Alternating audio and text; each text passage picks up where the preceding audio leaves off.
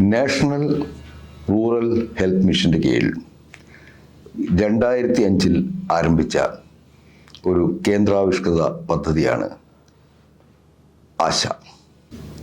ഗ്രാമീണ മേഖലയിൽ നമുക്ക് വൈദ്യസഹായം അധികമൊന്നും ലഭ്യമല്ലാത്ത പ്രദേശങ്ങളിൽ ഉള്ള ആളുകൾക്ക് ആവശ്യമായ വൈദ്യസഹായം എത്തിക്കുക എന്നുള്ളതായിരുന്നു ഇതിൻ്റെ പ്രാഥമികമായ ചുമതല. കൂടാതെ മാതൃ ശിശു പരിപാലനം, ശുചിത്വം, അതുപോലെ തന്നെ പകർച്ചവ്യാധികൾക്കെതിരായിട്ടുള്ള കുത്തിവയ്പ്പുകൾ, അതുപോലെ മറ്റു ആരോഗ്യ പ്രവർത്തനങ്ങൾ, ഇവയെല്ലാം തന്നെ ആശാവർക്കർമാരുടെ ചുമതലയിലായിരുന്നു. ആശാവർക്കർമാരുടെ പ്രവർത്തനം മികച്ചതായതിനാൽ പിന്നീട് ഈ പദ്ധതി നഗരപ്രദേശങ്ങളിലേക്കും വ്യാപിപ്പിക്കുകയുണ്ടായി. ഇന്ന് നമ്മുടെ സാധാരണ ജനങ്ങളുടെ ആരോഗ്യ പരിപാലന രംഗത്ത് ഒരു അവിഭാജ്യ ഘടകം തന്നെയാണ് ആശാ വർക്കർമാർ. ആശാ വർക്കർമാർ മാതൃ ശിശു പരിപാലന രംഗത്ത് കൈവരിച്ച മികച്ച നേട്ടം ലോകാരോഗ്യ സംഘടനയുടെ പോലും അഭിനന്ദനത്തിന് പാത്രമായിട്ടുണ്ട്. കോവിഡ് കാലത്ത് നമുക്കറിയാം, നമ്മുടെ നാട്ടിൽ ഏറ്റവും കൂടുതൽ ആളുകളെ പരിചരിക്കുവാൻ മുന്നിട്ടിറങ്ങിയത് ആശാവർക്കർമാരായിരുന്നു. ആശാവർക്കർമാർക്ക് അതുപോലെ തന്നെ വൃദ്ധജന പരിപാലനം, അതുപോലെ അഗതികളായിട്ടുള്ള ആളുകളുടെ ആരോഗ്യകാര്യങ്ങൾ ശ്രദ്ധിക്കുക, ഇത്തരത്തിൽ അവർ ജോലി ചെയ്യുന്ന മേഖലയിലെ എല്ലാവിധ ആരോഗ്യ പ്രശ്നങ്ങൾക്കും പരിഹാരം കാണുവാൻ നിരന്തരം യത്നിച്ചുകൊണ്ടിരിക്കുന്ന ഒരു വിഭാഗമാണ് നമ്മുടെ ആശാ വർക്കർമാർ. കേരളത്തിലെ ആശാ വർക്കർമാർ കഴിഞ്ഞ ഒരു മാസത്തിനോടടുത്ത് സമരരംഗത്താണ്. തന്നെ നിറം പോലും ഇതെല്ലാം നമ്മുടെ സമൂഹത്തിലെ ഹൈറാർക്കികൾ, ശ്രേണീക്രമങ്ങൾ സൃഷ്ടിക്കുന്നുണ്ട്. ഇതെല്ലാം ഒരേപോലെ പ്രധാനമാണ്. അത് കൂടുതൽ നമ്മൾ ഇനി നേടിയെടുക്കാണ്ട് ഒന്നുകൂടി വളരെ കേൾക്കുവാൻ താല്പര്യപ്പെടുന്നുണ്ട്. അതിവിടെ പ്ലേ ചെയ്യാം.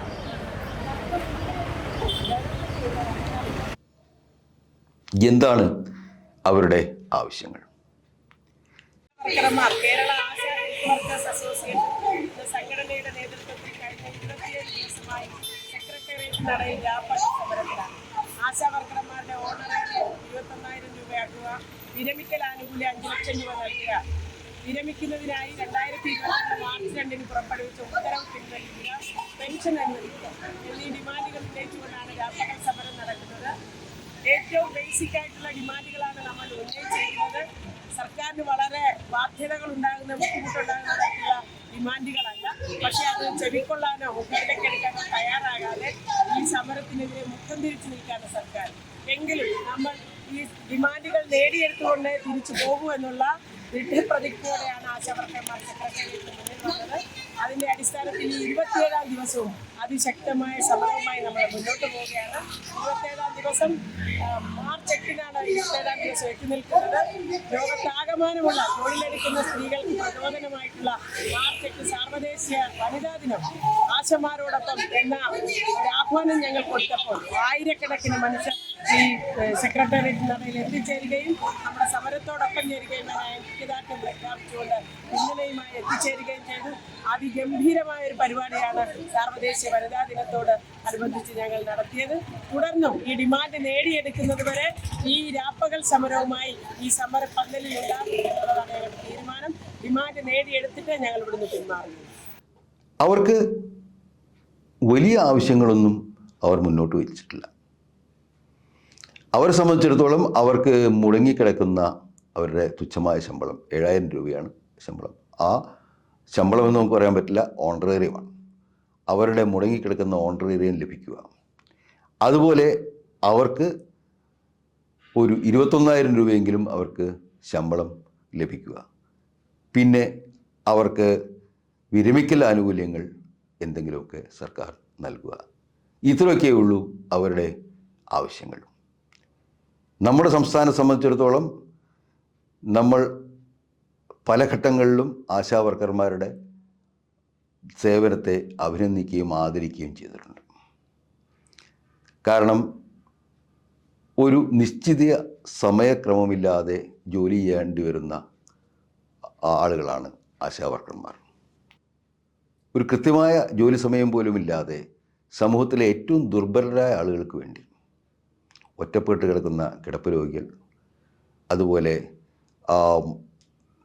പ്രസവിച്ച് കിടക്കുന്ന സ്ത്രീകൾ, അതുപോലെ മറ്റു സാംക്രമിക രോഗങ്ങൾ പടർന്നു പിടിക്കുന്ന അവസരങ്ങളിൽ എല്ലാം തന്നെ അവരുടെ ആരോഗ്യവും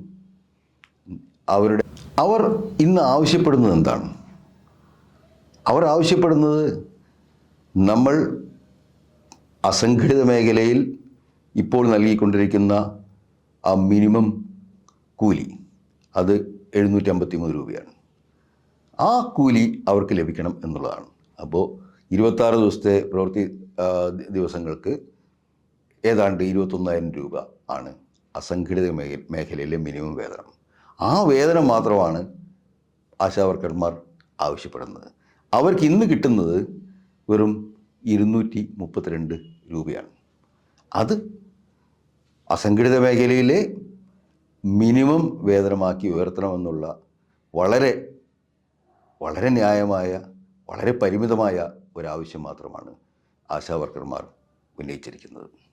മഹാരാഷ്ട്രയിൽ നടന്ന ഒരു പഠനത്തിൽ കണ്ടത് ആശാവർക്കർമാരിൽ 60% പേർ തീരാ ദാരിദ്ര്യത്തിലും കടക്കണിയിലും ആണ് എന്നാണ്.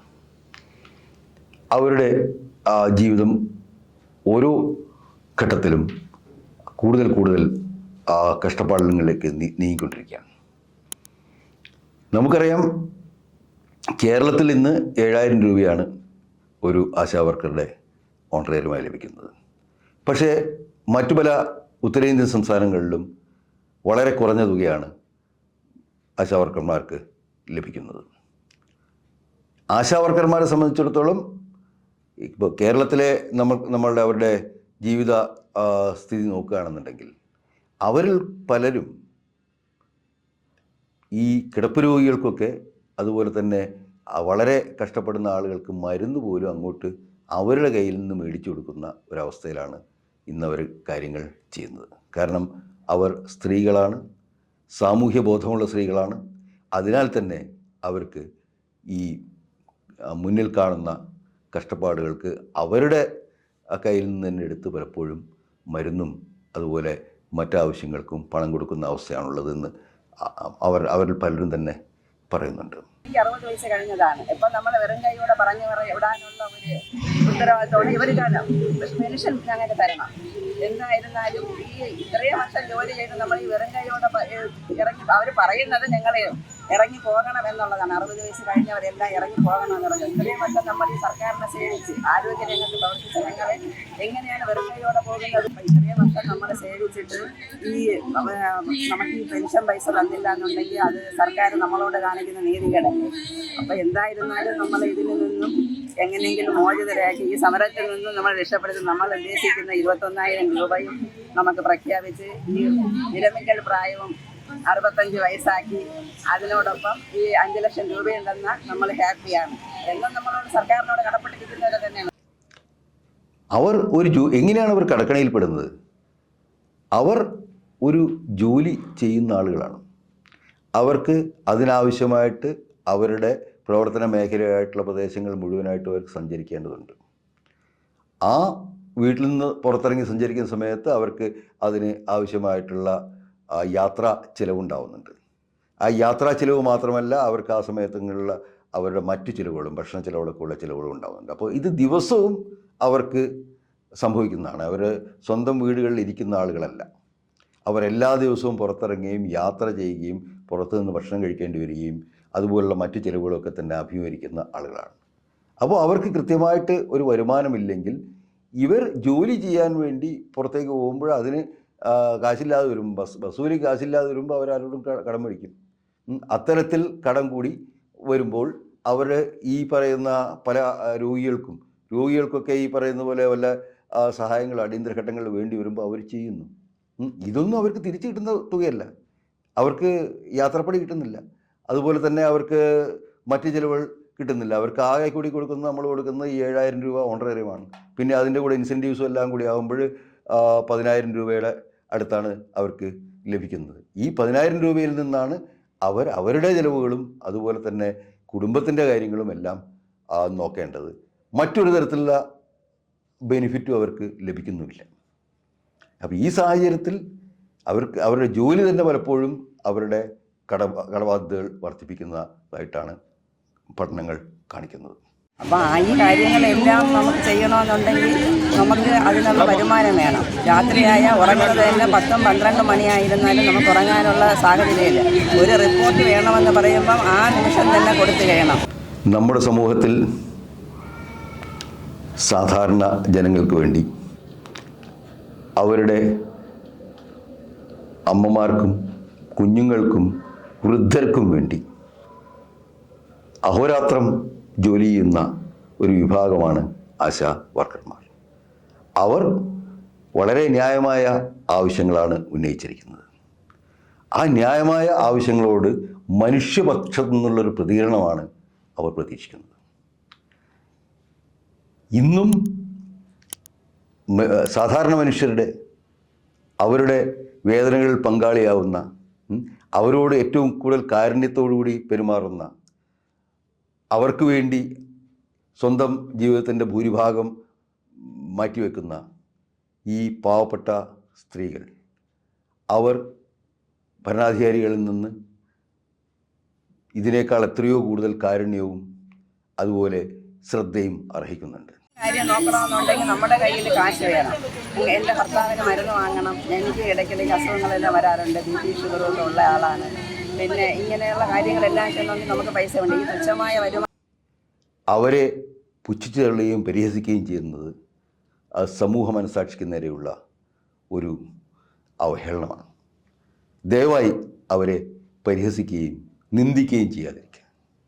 അവരുടെ ആവശ്യങ്ങൾ മനുഷ്യപക്ഷത്തു നിന്നുകൊണ്ട് അവരുടെ ആവശ്യങ്ങൾ മനുഷ്യപക്ഷത്തു നിന്നുകൊണ്ട് കേൾക്കുക, അതിന് ന്യായമായ പരിഹാരമുണ്ടാക്കുക. അതാണ് അവർ പ്രതീക്ഷിക്കുന്നത്.